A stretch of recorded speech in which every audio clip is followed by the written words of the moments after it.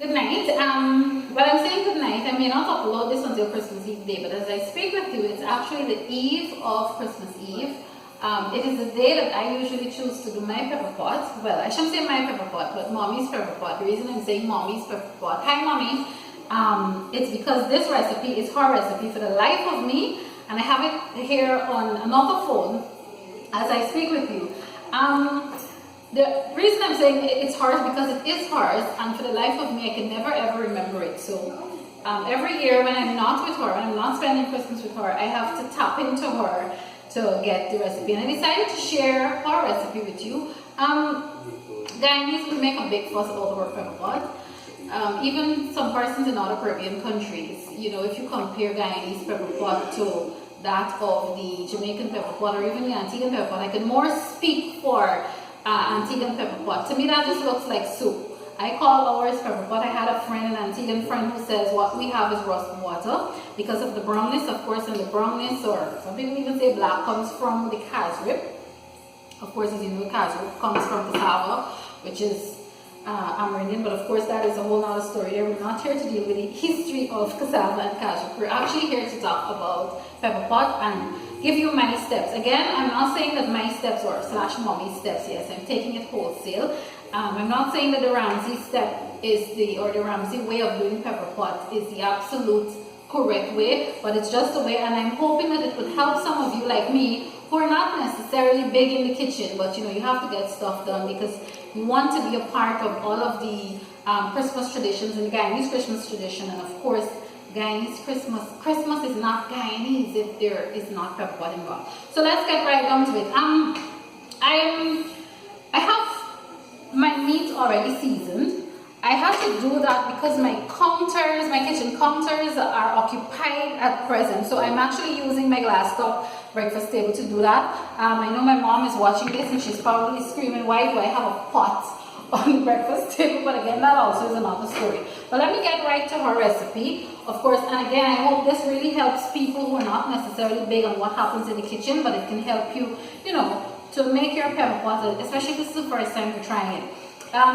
First of all, again, this is my mom's recipe, of course, Anne Ramsey. First of all, it says cut all the meat in desired pieces, however you want to cut it, big, small, fine, whatever, fat, however. Add sugar. Well, this bowl here, I know you're seeing inside the bowl. This has everything that I'm going to talk about now. The second step after cutting the meat, of course, we added sugar. This is all to help season and flavor. We added sugar, spice, and I'm showing you the things that we added. Spice, this pack says cinnamon sticks, but it's actually spice. You know, you don't need a lot of it. You add that. I broke them up into little pieces and added it. It's already in here. The other thing that, you know, it says here also to do is to add clove. You know, we're growing up in Ghana, we know about clove and spice. So I'm just going to throw it out and show you this. This is clove. Again, for those of you who are amateurs, that's clove. So you add the spice, you add the clove, and also you add orange peel. Again, this is optional, and mom's recipe here says that it's an option. Not everybody wants to do this. And the orange peel, what you do is after you peel an orange, you put the skin out to dry, and you ensure it's dry, really dry. This is not as dry as I wanted it, but I took like 2 pieces and I kind of stripped it up and put it in here. So if you look, you would see this between the meat. This is the orange peel, and my mom is really a good cook, so I'm assuming that this also locks in some of the flavor and gives it more flavor, and you're seeing everything there. The other thing that you're seeing there that I'm about to talk about, these green stuff, that's thyme. Fine thyme, as we call it in Ghana, we call it fine leaf thyme, I think. I got a whole bag, but you don't need all of this, obviously. You add this too, and you mix it in your bowl, your pan, your pot, whatever you want to do. The other steps here, I'm not going to take you to the stove and show you because it's a lot. So the next time you see this actually is going to be the finished product. But let me continue the recipe. Now, after you've added all of this and you've mixed it, the next thing you do, and you can see I'm not going wrong here because I'm following exactly what she said to do. The next step, you throw the meat in a pot or pressure. It's up to you how you desire your meat, how soft, or I think, I'm not sure, but I'm no cook here, but there's rare and medium rare, but I think pepper pot you would want as soft as you possibly can get it. The thing is with pepper pot though, as the days go by, the meat gets softer because every time you take it out, some people store it in the fridge, it's not necessary. You don't necessarily need to put pepper pot in the fridge because the casserole of itself is I think it's secure, so it gets stronger, and every time you boil and every time you heat up, it gets softer. So going back to the recipe now, you throw the meat in a pot, you pressure or you try to boil. It's up to you. You the water, of course, this is going to spring a whole lot of water. As much as if you look in the bowl, you're not seeing much water here. But when you put that in the pot or the pressure, in this case, I'm using my pressure. As you can see, I did say earlier, my mom would scream if she sees me with the pressure pot on her glass top dining table. But again, we're just improvising for now. So I chose to use a pressure, depending on how big your family is, how much you're making. Some people use a really large pot. You put that in, you boil the water, that it's going to spring water. It's definitely going to spring water, and you let that dry. Some people call it the bad water, the meat water, because of course, as you know, at least I was taught, you don't wash beef. So you let all of that water, while the water is drying out, the ingredients that you've added here is kind of mixing in and seasoning and marinating it. Again, this is a choice too. After the water is dried out, you cover the meat with fresh water now. So you basically have clean meat by the time you allow that water to dry out. I'm not saying this is the gospel way to go, but this is the way we do it, and I can tell you my mom's pepper pot usually tastes lovely. After you add that fresh water, you let the meat cook, adding pickle meat or pork. I don't eat pork. I can't eat pork. I'm allergic to pork, so no pork will be going in here. I don't have salt meat today, but some people usually add salt meat. So this is the time where after you've added that fresh water, you put in whether it's your pork or your salt meat, and you go from there. Recently I heard people talking about fish pepper pots and all these things. I am not fond. I don't think I would be fond of that. So if you want to add all of that, I guess this is the time for you to add that. But here we're talking about strictly a beef pepper pot.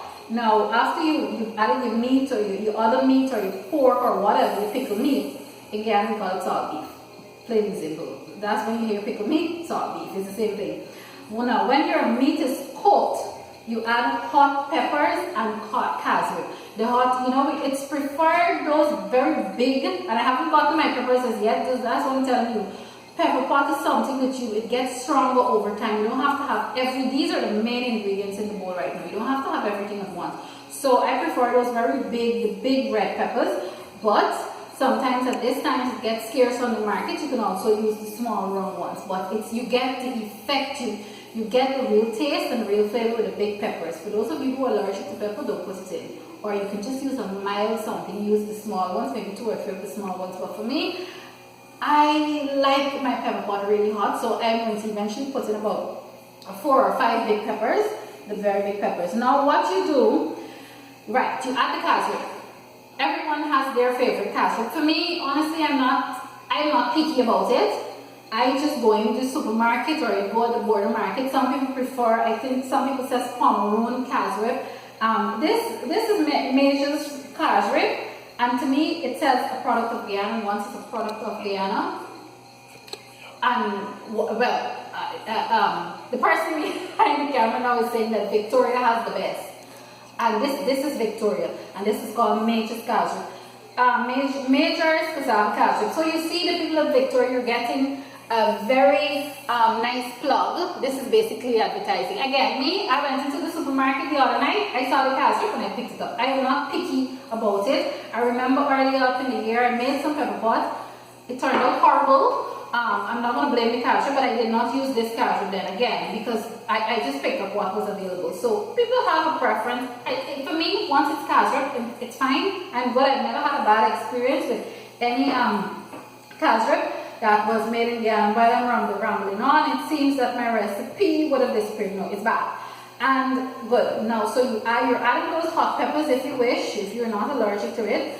Boil for 1 hour or until tender, or some people pressure. And again, this is where you pressure like mine comes in, or your big pot. You do that for 1 hour. You taste for flavor, and voila, your pepper pot is basically ready. But again, for me, it doesn't happen overnight. You can't do this one time and then expect perfection. What I like to do is that, and this is not part of Mommy's recipe. Thank you very much, Mommy. For me, what I do as the days go by, as the hours go by, every time I hot it up, I taste it. If I feel like it needs some more sugar, I will add some more sugar. If I feel like it needs a little more cashew, I will add that gradually. You don't just put everything in one time. And there are times when I feel like there's not enough heat in it, I will put another pepper. So that is it for this particular video. I did promise you on Sunday that I would be uploading the video to make Pepperpot. The next time you see this, it will be the finished project, so that I'm calling it a project, but it will be the finished meal, which I will be enjoying on Christmas morning. So, for those of you who are going to use this recipe, thank you very much for following it. I hope it turns out well. You don't forget, this is not written in stone. You can make any changes that you wish, but this is basically the Ramsey's Pepperpot, and I will say to you, happy eating. And again, the next time you see this, it will be on a plate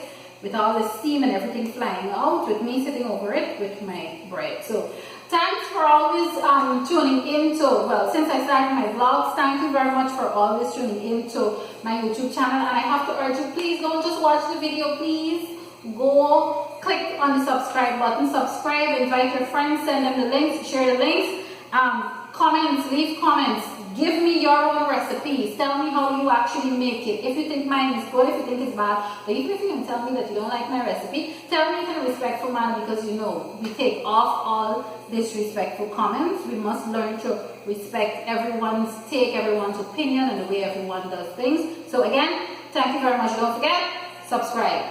This is Malika Ramsey signing out for now.